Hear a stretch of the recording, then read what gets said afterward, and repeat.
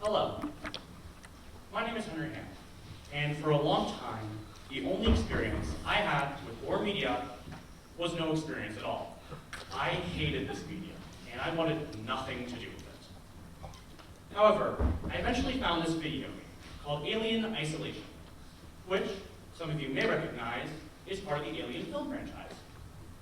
And those people will also probably recognize that that franchise is horror media.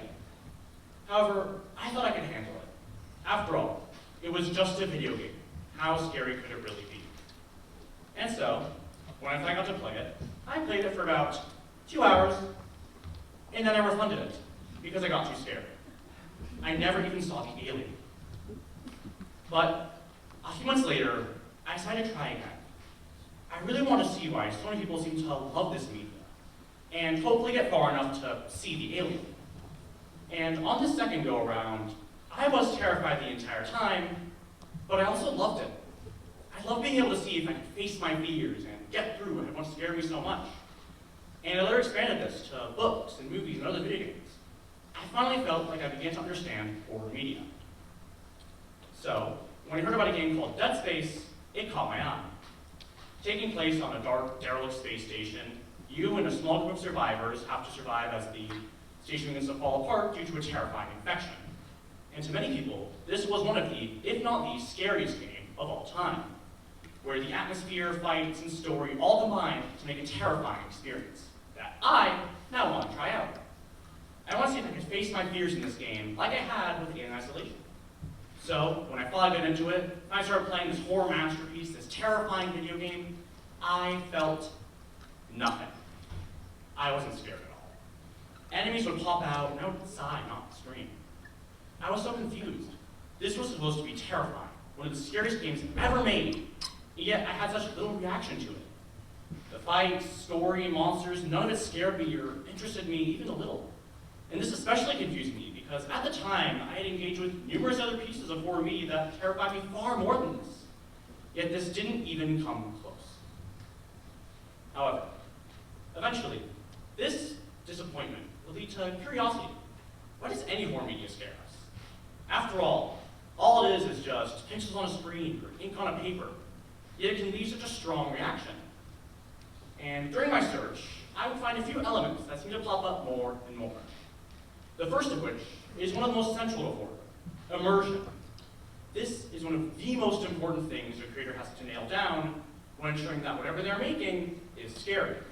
And this applies to me as well, where generally when I'd be most scared by something, it's not because I knew I was reading a book or watching a movie, it's because in my head, what I was engaging with was real, and that fear led into reality. As an example, one of the first pieces of horror media I ever engaged with was in middle school, where I read a book of short stories from my library. And both these stories had no effect on me. One was some ghost story, the other some medieval tale, but one of them really got me. In this story, some teenager begins to receive creepy messages, or a doll would replace some old photos he had. And despite his attempts to block the sender, the messages just kept coming, slowly getting more and more recent until they reached the present day. And this story terrified me. Even for a few years after reading it, I just completely turned my phone off at night because I was so scared of receiving a message like this. And the reason I was so scared was because the story was written so believably and so realistically that the fears I felt while reading it bled into my reality. However, no matter how immersive your story is, it is still heavily dependent on another element of horror media, fear of the unknown.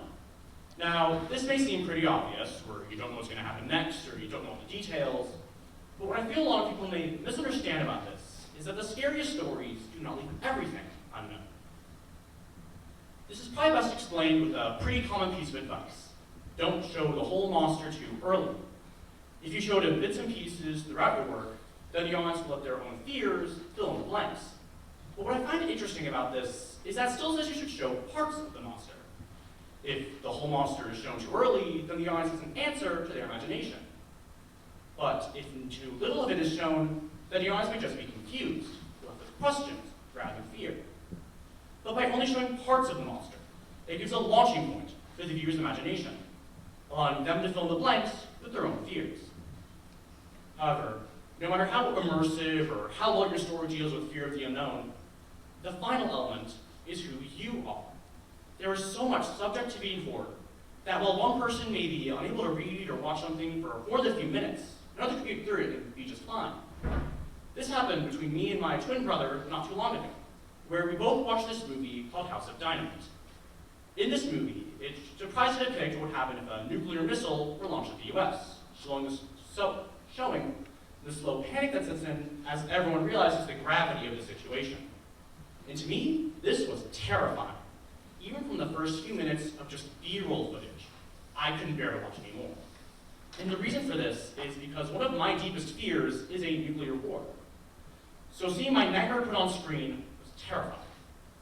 Not the case with my twin brother. When he watched the movie, he was somewhat tense, but never really scared, even acting surprised that I would call it a war movie. And a huge part of that is because that key fear of nuclear war that I have, he doesn't share. So his level of fear and experience was so drastically different as a result. However, when all these elements do work, I'm sure we all know the feeling you get.